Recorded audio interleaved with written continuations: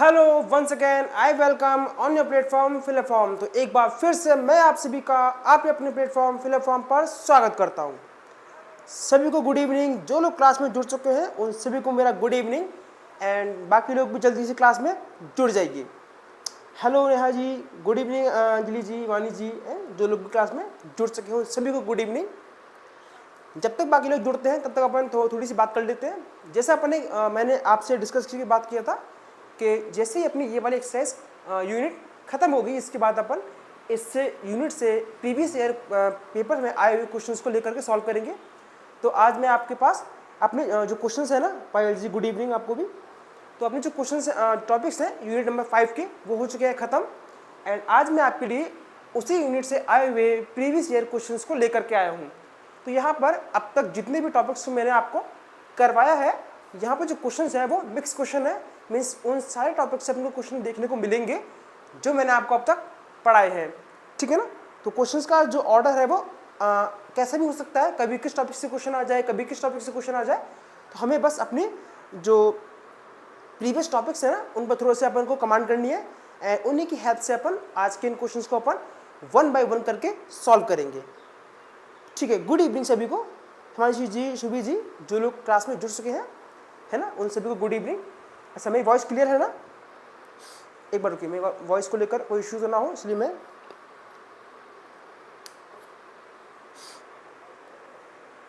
चलिए। I think सभी लोग क्लास में जुड़ चुके हैं, तो धीरे धीरे क्लास को अपन शुरू करते हैं एंड आज के क्वेश्चन को अपन शुरू करेंगे एक एक करके। चलिए, ठीक है ना। सीधे अपन क्वेश्चंस की तरफ आएंगे।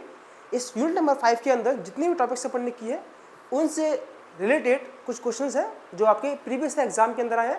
आप जब प्रीवियस क्वेश्चन पेपर को देखोगे तो ये क्वेश्चन आपको मिल जाएंगे। ये जो क्वेश्चन मैंने सेलेक्ट किए हैं वो करंट पेपर से किए हैं। जैसे मान लीजिए लास्ट जो पेपर हुआ है वो, उससे पहले पेपर हुआ है वो, एंड जो ये क्वेश्चन है वो आपके सारे शिफ्ट के पेपर्स के हैं। यानी ऐसा नहीं है किसी एक पर्टिकुलर सेकंड पेपर के मैंने क्वेश्चंस को लिया हो।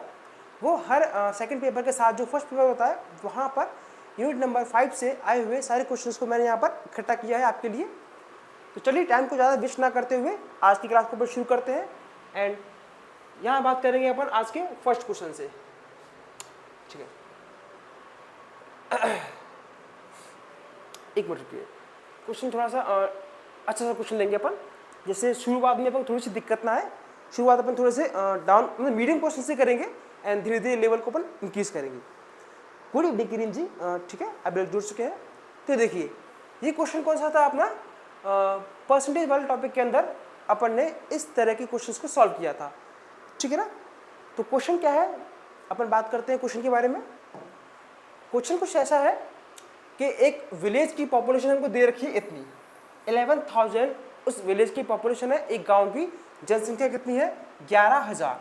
अब हुआ क्या है, देखो जैसे जैसे टाइम्स बढ़ता है हर साल किसी भी जगह की, चाहे वो अपनी कंट्री हो, कोई क्या बोलते विलेज हो, कोई कंट्री हो, कोई भी जगह हो, XYZ, हर जगह की जो पॉपुलेशन है वो टाइम के साथ इंक्रीज होती है। तो हुआ क्या है, यहाँ पर नंबर ऑफ दो गांव में या किसी शहर में दो तरह के लोग रहते हैं, एक चिल्ड्रन और एक अडल्ट। अडल्ट यानी अपने पेरेंट्स, ग्रैंड पेरेंट्स, वो रहते हैं, ठीक है। तो हुआ क्या है, वहाँ के जो चिल्ड्रंस हैं उनमें तो 11% का क्या हुआ, इंक्रीज हुआ है। एंड वहाँ पर जो एडल्ट थे उनमें कितना 20% का इंक्रीज हुआ है ना। तो उससे जो पॉपुलेशन है वो बढ़ करके इतनी हो गई है। तो हमें बताना क्या है कि जब बाद में पॉपुलेशन बढ़कर इतनी हो गई है तो उसमें कितने पॉपुलेशन चिल्ड्रंस की और कितनी पॉपुलेशन एडल्ट्स की बढ़ी है, दोनों के नंबर्स को अलग अलग बताना है हमें। यानी पॉपुलेशन बढ़ने के बाद उसमें कितने तो चिल्ड्रंस हैं और कितने एडल्ट्स बड़े हैं, उन दोनों का नंबर्स हमको यहाँ पर बताना है। तो मैं आपको पहले बोलूँगा आप लोग इस क्वेश्चन को ट्राई कीजिए, है ना। एंड आफ्टर 2 मिनट्स इस क्वेश्चन को फिर मैं आपके लिए सॉल्व करूँगा। पहले आप लोग ट्राई करेंगे इस क्वेश्चन को। क्या आपको ये क्वेश्चन समझ में आ गया है? गुड इवनिंग राजेश जी, आपको भी, आपको ये क्वेश्चन समझ में आ गया है? ठीक है, अगर आपको समझ में आ गया है तो आप सॉल्व करना स्टार्ट कर सकते हैं। एंड किसी के अगर क्वेश्चन समझ में न आया हो तो आप मुझे कमेंट में एक बार बोल देना, इस क्वेश्चन को मैं एक बार फिर से आपके लिए एक्सप्लेन कर दूंगा।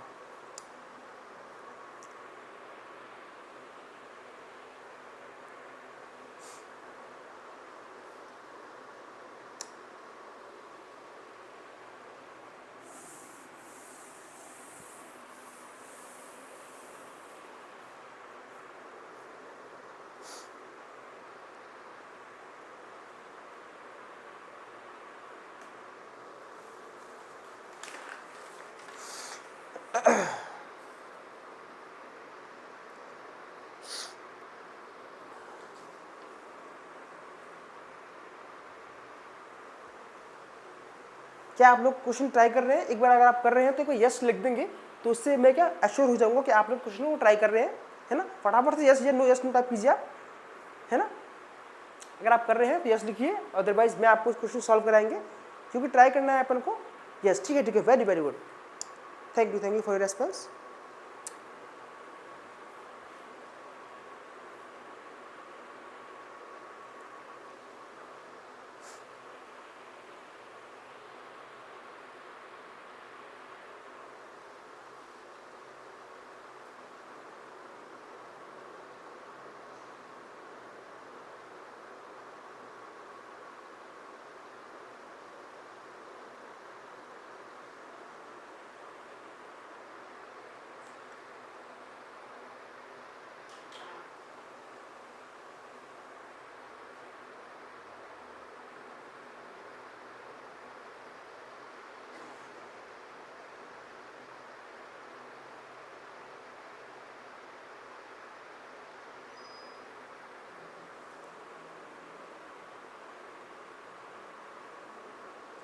चलिए, मैं भी आपको हेल्प करता हूँ क्वेश्चन में, और आप भी सॉल्व कीजिए, ठीक है ना।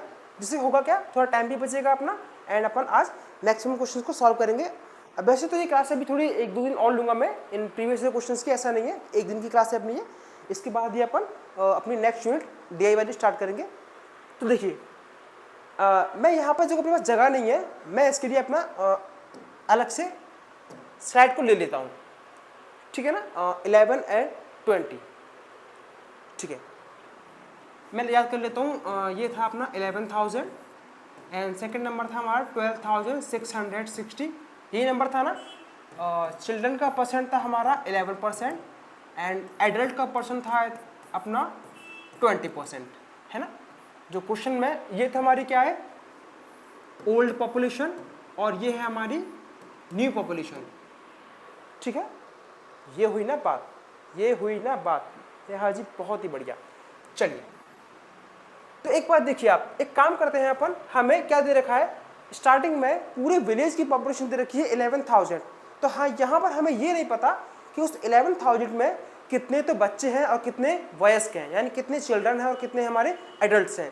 तो एक काम करते हैं, हम अज्यूम कर लेते हैं, लेट पुराने टाइम में जो children, that let children, number of children, एक काम करते हैं, पूरा लिखते हैं अपन, नंबर ऑफ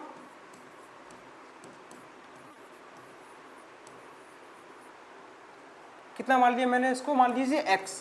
अगर चिल्ड्रन इन सारे लोगों में से x है, तो हमारे एडल्ट्स कितने हो जाएंगे, एडल्ट कितने होंगे हमारे, यानी हम 11,000 में से क्या करेंगे, x को माइनस करेंगे। यानी अगर ओल्ड टाइम में बच्चे अगर x है, तो बचे हुए लोग कितने होंगे, 11,000 माइनस x, और वो कौन होंगे, हमारे एडल्ट, ठीक है ना। अब देखिए, तो एक काम यहाँ कर लेते हैं अपन, जो हमारी न्यू पॉपुलेशन है ना, उसमें से एक बार हम क्या करते हैं, ओल्ड पॉपुलेशन को माइनस कर लेते हैं। ऐसा क्यों कर रहे हैं मैं आपको अभी बताऊंगा। 0, 6, 6 और 1, ठीक है ना। तो ये क्या आ गया, हमारा न्यू पॉपुलेशन और ओल्ड पॉपुलेशन के बीच का अंतर, डिफरेंस आ गया। इसी के अंदर हमारे बड़े हुए बच्चे और बड़े हुए जो वयस्क हैं, यानी जितने चिल्ड्रंस और जितने एडल्ट्स का इंक्रीज हुआ है, उनका टोटल ये है हमारे पास, ठीक है ना। अब देखो, क्वेश्चन में बोल रहा है कि जो चिल्ड्रंस है उनमें कितने परसेंटेज का इंक्रीज हुआ है, 11% का। वहीं अगर हम बात करें, हमारे एडल्ट कितने हैं, 11,000 माइनस x, इनके अंदर कितने परसेंटेज का इंक्रीमेंट हुआ है, 20% का। तो ये तो कौन आ गए, हमारे बड़े हुए बच्चों की संख्या, और ये बड़े हुए वयस्कों की संख्या, ये आ गया हमारा। ये कितना है हमारा भाई, ये इनके अंतर के बराबर ही तो होगा हमारा। कोई बात नहीं, कोई दिक्कत नहीं, मैं आपका अगर आंसर मैच कर लेता, अभी हो सकता है थोड़ा गलती हो, कोई दिक्कत नहीं है। ये अंतर हो गया हमारा, अंतर कितना है हमारा, 1660। यहाँ से हमें x की वैल्यू निकालनी है। तो x क्या है हमारा, जो बच्चे हमारे बड़े हैं वो है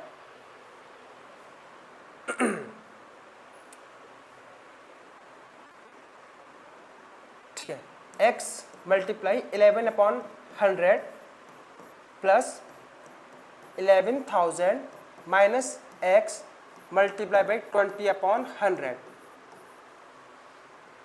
इक्वल टू 1660। सॉल्व करना है इसको हमें, तो यहाँ से कितना आ जाएगा हमारा, मैं सॉल्व नहीं कर रहा है इसको, 11x अपॉन 100 प्लस, अब यहाँ सॉल्व करेंगे 0 से 0 कैंसिल, 2 1 जा 2, 2 5 जा 10, तो यहाँ से क्या 1/5। अब इस 1/5 का इन ब्रैकेट के अंदर दोनों नंबर से अलग अलग क्या होगा, मल्टीप्लाई। तो जब हम, चलो एक बार के लिए मैं आपको यहाँ पर लिख देता हूँ इस चीज़ को।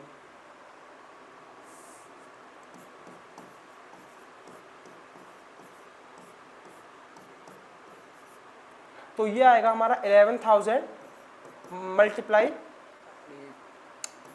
1/5, एंड यहाँ पर कितना आएगा हमारा, तो 1 का करेंगे अपन x से मल्टीप्लाई, तो कितना आएगा x अपॉन 5 इक्वल टू 1660। आप लोग भी ट्राई कीजिए, ऐसा नहीं है आप लोग केवल देखिए मत, साथ साथ इसको और आप मेरे से आगे भी ट्राई कीजिए, है ना। सॉल्व करेंगे इसको यहाँ से अपन, 5 2 जा 10, कितना बचा 1, और वापस से 5 2 जा 10 एंड 0 0। यहाँ से आगे हमारा, हमें यहाँ से हमें x की वैल्यू निकालनी है हमें, ठीक है ना। कितना है हमारा 11x अपॉन 100 प्लस कितना था हमें एक बार देखते हैं अपन, 2200 minus x upon 5, 2200 minus x upon 5 equal था हमारा 1660, है ना। अब देखो इस नंबर को हम भेजेंगे इस साइड में, ठीक है, करते हैं आगे इसको अपन, 11x माइनस x अपॉन 100 यहाँ पर 5 इक्वल टू 1660 माइनस 2200। यहाँ से एलसीएम कितना आएगा हमारा, अपना एलसीएम आ जाएगा यहाँ से 100 से 100 डिवाइड कितना आएगा 11x माइनस, ये कितनी बार डिवाइड होगा यहाँ से 5 से 100 20 बार, हाँ 20 बार ही होगा ना, 5 10 20x, तो यहाँ से आ जाएगा हमारा 20x इक्वल टू, क्या करना है इसमें से इसको माइनस करना है, यहाँ कर लेते हैं अपन अलग से 0, 10 में 6 गया 4, ये कितना हो गया 11, 11 से 6 गया तो 5, एंड ये 1 में से गया 540, ये आएगा माइनस का 540, ठीक है ना। 11 से 20 से माइनस करेंगे 11, तो कितना आएगा यहाँ से माइनस का 9x इक्वल टू 100 का क्या होगा इससे मल्टीप्लाई, माइनस का 5 4 0 एंड 2 0 और आगे आ जाएंगे। हमने क्या किया 100 का इससे मल्टीप्लाई, ये आ गया, अब दोनों साइड माइनस है, माइनस माइनस हट गया, तो x कितना आ जाएगा हमारा, x इक्वल टू 54000 अपॉन 9, 9 1 जा 9, 9 6 जा 54 एंड 0 0 0। तो ये क्या आ गया हमारा, स्टार्टिंग में जो ओल्ड हमारी जो जनरेशन वो पॉपुलेशन थी 11,000, उसमें से 6,000 तो हमारे कौन है, चिल्ड्रंस हैं। अब यहाँ से हम नंबर ऑफ एडल्ट्स का भी निकाल सकते हैं। अगर 11,000 टोटल पॉपुलेशन में से 6,000 हमारे कौन है, ओनली चिल्ड्रंस हैं, यानी कौन है ये हमारे चिल्ड्रंस हैं, तो हम इसमें से माइनस करके क्या निकाल सकते हैं अपने, 11 माइनस 6 कितना होगा हमारा 5, यानी ये कौन आ जाएंगे हमारे एडल्ट्स। तो हमने क्या निकाल दिया कि स्टार्टिंग में हमारे चिल्ड्रंस और एडल्ट्स कितने थे, हमने वो नंबर निकाल दिए। बिल्कुल अब सही है अजीत जी, आप अंजलि जी आप भी एकदम सही हो यहाँ पर, बिल्कुल सही हो आप लोग यहाँ पर, है ना। क्वेश्चन थोड़ा सा लेंदी था, पर जब अपन इसको फ्लो में करेंगे मुश्किल से इस क्वेश्चन को 2 मिनट का टाइम लगेगा हमें। देखो आई थिंक कुछ क्वेश्चन ऐसे आएंगे तो थोड़ा टाइम टेकिंग होंगे, है ना। बिल्कुल अंजलि जी बिल्कुल ठीक हो आप, है ना। चलिए आते हैं अपने अगले क्वेश्चन की तरफ, ठीक है। हाँ देखिए ये सिंपल इंटरेस्ट वाला क्वेश्चन था, और इस तरह का क्वेश्चन भी अपन ने किया था। अपन ने देखा था ना कि एक अमाउंट इतने टाइम के बाद डबल हो जाता है तो उसमें कितना रेट था, इस तरह का अपन ने क्वेश्चन किया था। तो देखिए उसी तरह का क्वेश्चन अपने प्रीवियस ईयर के पेपर में आया हुआ है ना। तो एक बार आपको मैं 2 मिनट का टाइम देता हूँ, आप लोग इसको ट्राई कीजिए।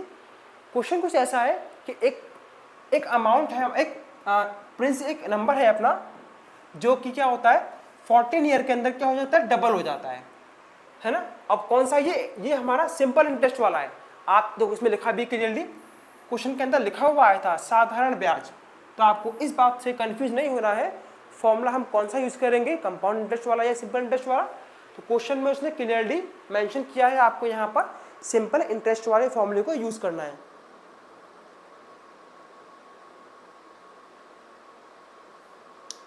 अच्छा वानी जी, मैंने एक बार आप क्लास में अपना नंबर दिया भी था आपको, मुझे मतलब किस तरह की क्वेरी है किसी क्वेश्चन को लेकर?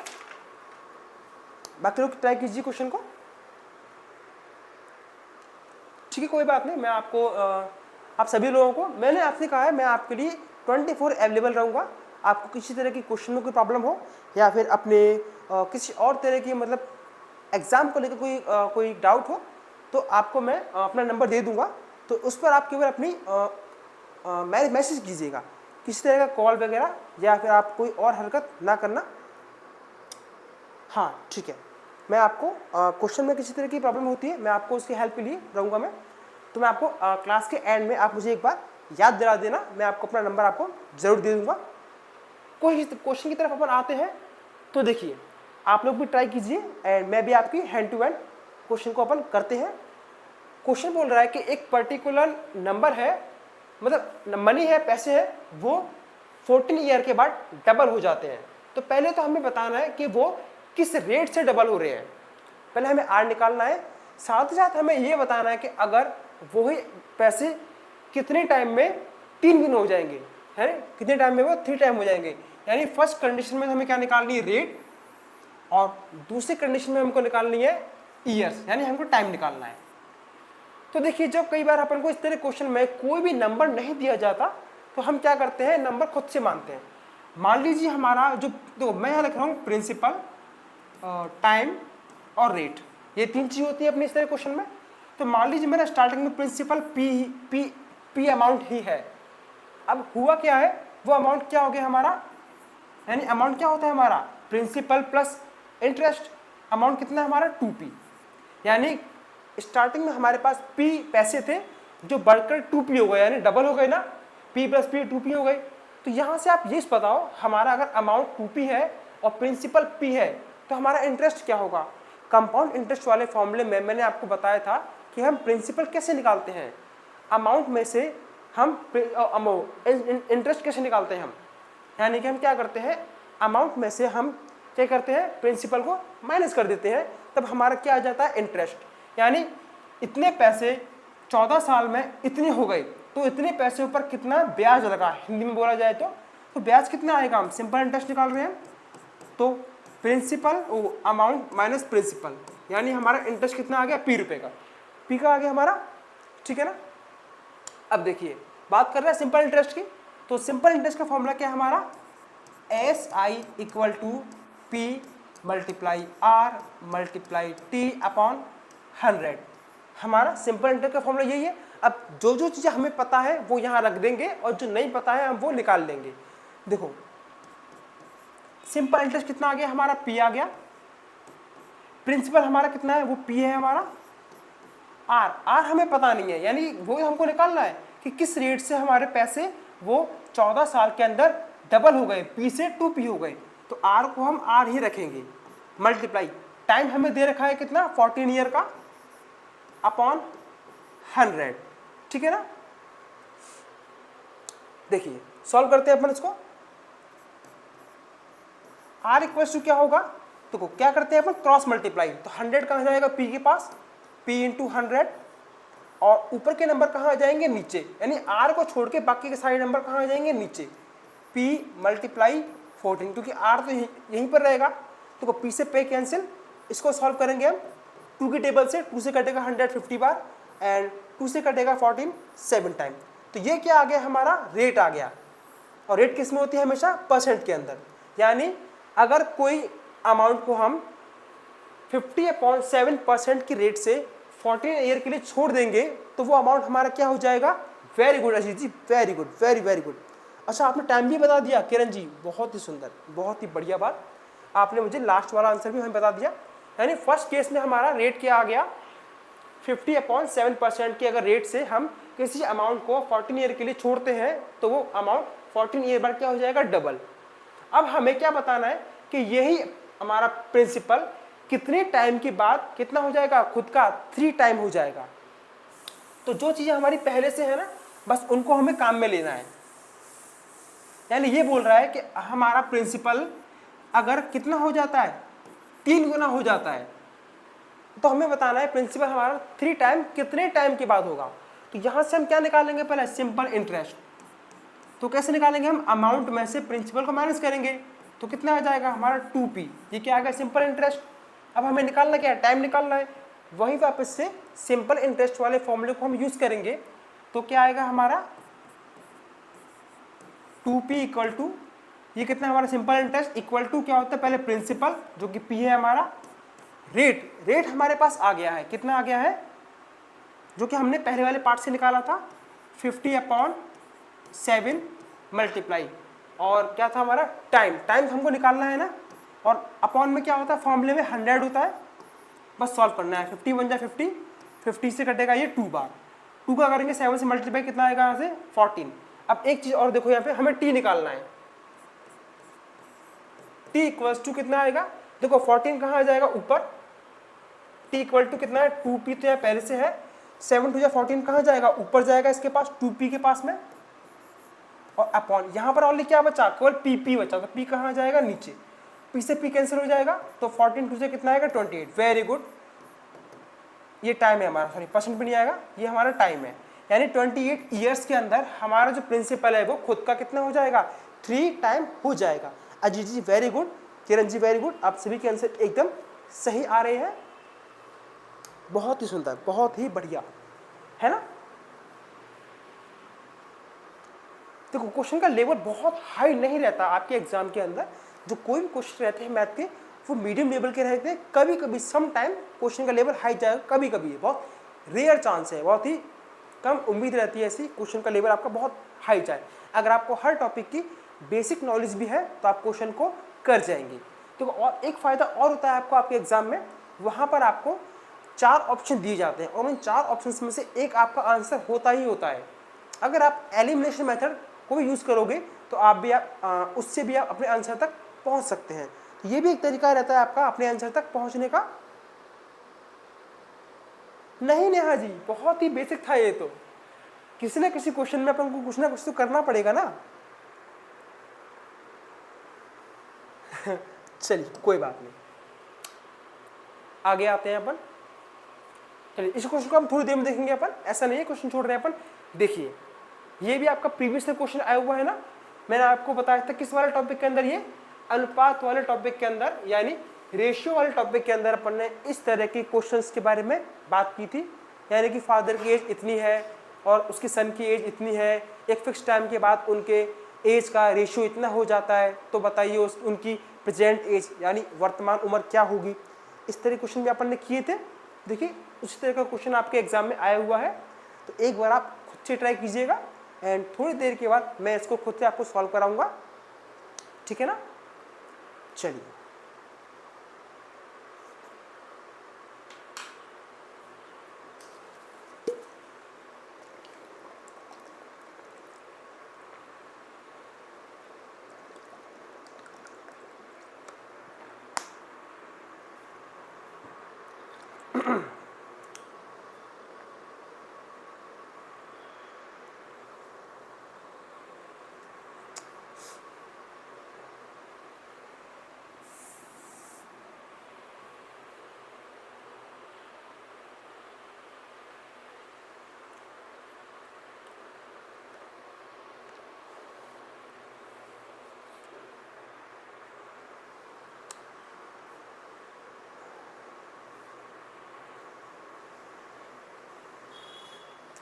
चलिए आप भी करिए, मैं भी साथ साथ आपके क्वेश्चन को सॉल्व करता हूँ, ठीक है ना।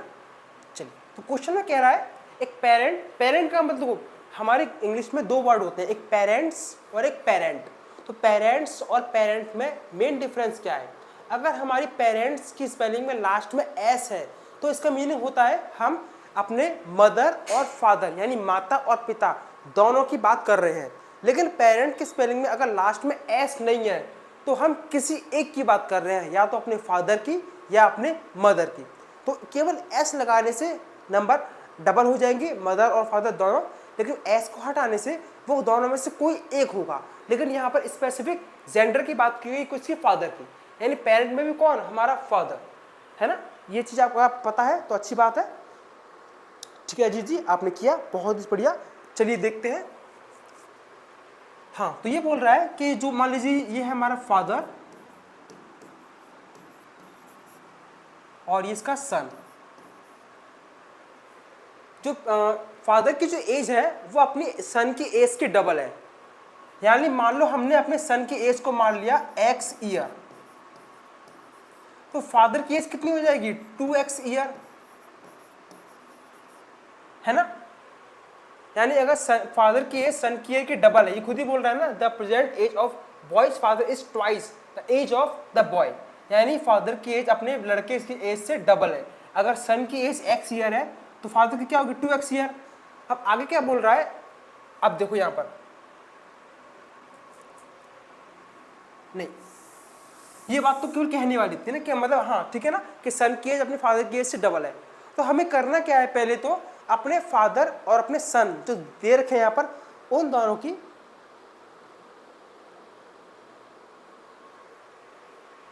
हाँ नहीं ठीक है, अब हाँ वर्तमान वाली बात की है, लेकिन मैंने आपको हाँ ठीक है आपने एकदम सही पकड़ा, पर मैंने आपको जो बात बताई वो भी बात एकदम सही है ना। पेरेंट्स में अगर एस नहीं लगा है तब तो वो किसी एक की बात कर रहा है, ठीक है आप सही थे, मैं थोड़ा सा इसको गलत दे गया। ये वर्तमान वाला प्रेजेंट है, ठीक है ना, पर जो मैंने आपको नॉलेज दी वो भी एकदम सही थी, है ना। अब देखो जैसे ये हमारा सन और ये है हमारे फादर। क्वेश्चन में बोल रहा है कि फादर की एज सन की एज के डबल है, यानी यहां पर अभी ये दोनों आपस में इक्वल नहीं है। फादर क्या है इससे डबल एज का है और सन क्या है उससे हाफ एज का है। तो हमें अपने सन और फादर की एज को क्या करना है, इक्वल करना है।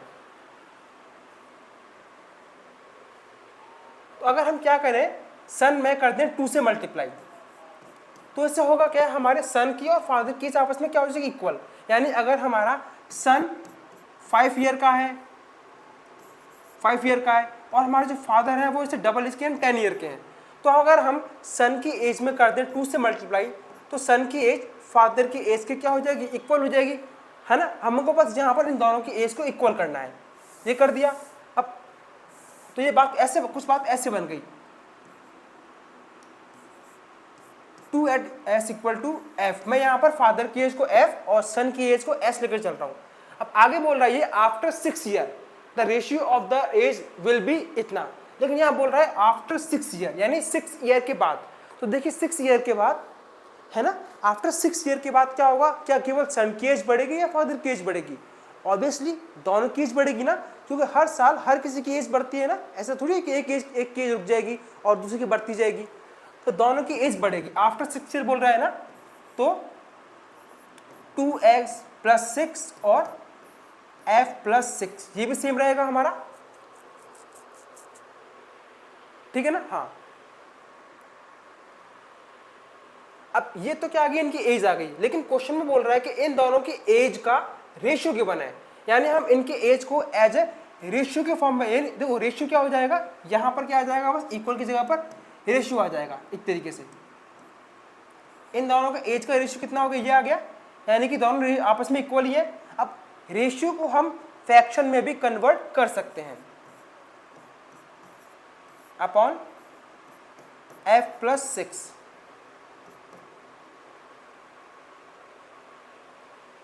यहां पर थोड़ा कंफ्यूजन होगा, यहां पर हम एक काम करते हैं, दोनों की एज को x मान लेते हैं, यानी कि ये तो हमारा सन है और ये है हमारा फादर, है ना, कोई कंफ्यूजन नहीं है थोड़ा सा। अगर फादर की एज x है और सन की x क्या होगी, फिर इसके इक्वल करना है तो 2x हो जाएगी ना। यानी हम फादर की एज को x मानेंगे तो सन की एज को फादर की एज की इक्वल होने के लिए क्या होना पड़ेगा, 2x होना पड़ेगा ना। यहाँ पर भी हम क्या करते हैं, यहाँ पर भी हम क्वेश्चन के अकॉर्डिंग 2x + 6 अपॉन x + 6। अब इन दोनों को हमको रेशियो दे रखा है, देखो ध्यान रखना, फादर की एज ट्वाइस है तो उसका रेशियो भी ज्यादा होगा, 11/6, ये इस तरह से हो जाएगा 11/6। बस यहां से सॉल्व करके हमको x की वैल्यू को निकालना है।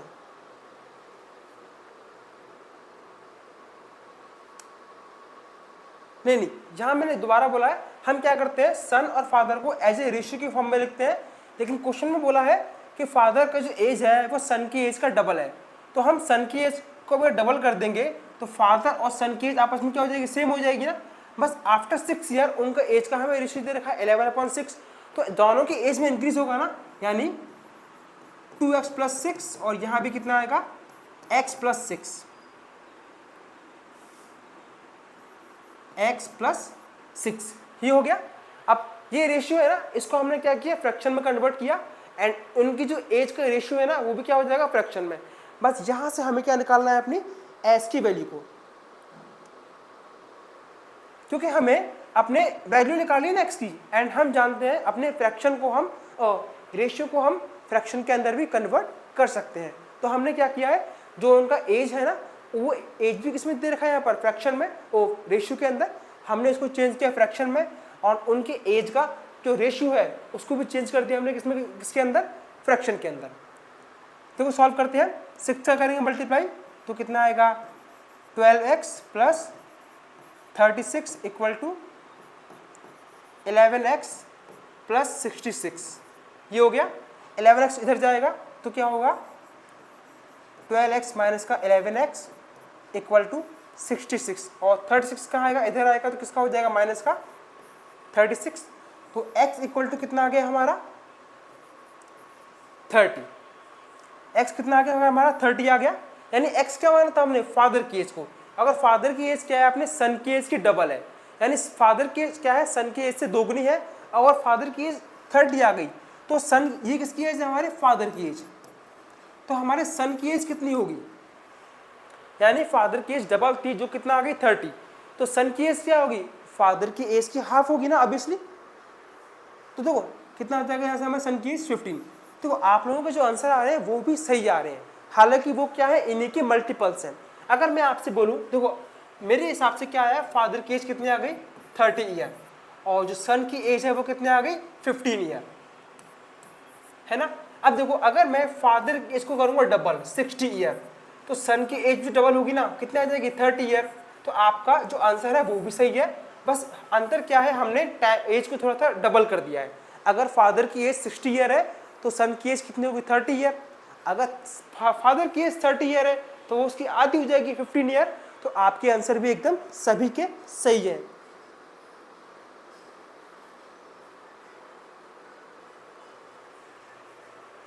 नहीं फादर की मानी है ना, मैंने यहाँ पर x जो है फादर की ईयर मानी है।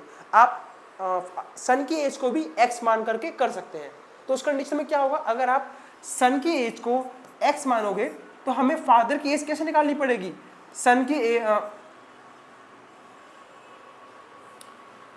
फादर की एज को निकालने के लिए आपको क्या करना पड़ेगा, 2x करना पड़ेगा, क्योंकि अगर सन की एज x है तो फादर की एज को निकालने के लिए आपको सन की एज में 2 से क्या करना पड़ेगा, मल्टीप्लाई। पर मैंने यहाँ पर अपने फादर की एज को x माना है, तो सन की एज को निकालने के लिए मैंने क्या किया है, फादर की एज में डिवाइड किया है 2 से। यानी अगर फादर की एज 30 है जो कि डबल है अपने सन की एज से, तो मुझे सन की एज निकालनी है तो फादर की एज को हाफ करना पड़ेगा। तो जब मैंने 30 से हाफ किया 2 को, तो 15 आ गया ना। ये अपनी अपनी नीड है, अपन किस अकॉर्डिंग किसको कौन सी वैल्यू मानते हैं, है ना। दोनों तरीके से आप इसको कर सकते हैं, ऐसा ज़रूरी नहीं है कि आप x अपने सन की एज को ही माने, आप फादर की एज को भी x मान करके कर सकते हैं, ठीक है ना।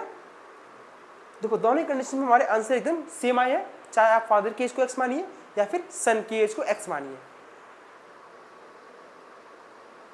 हाँ बिल्कुल, यही तो मैं आपसे कह रहा हूँ अजीत जी। जब फादर की एज 30 है तो सन की एज निकालने के लिए हम क्या करेंगे, देखो मैंने यहाँ पे लिखा है ना, हमें अगर सन की एज को x मानेंगे तो फादर की एज 2x होगी। लेकिन अगर मैंने अपने केस में क्या किया है, फादर की एज को x माना है, तो सन की एज कैसे निकालेंगे हम, फादर की एज में डिवाइड करेंगे 2 से। जैसा अजीत जी आप कह रहे हो, बिल्कुल सही कह रहे हो आप। मैंने ये वाला केस लिया है, आप लोग इस वाले केस से कर रहे हो, मैंने इस वाले केस से किया है, लेकिन दोनों ही कंडीशन में हमारे आंसर एकदम सेम आएंगे।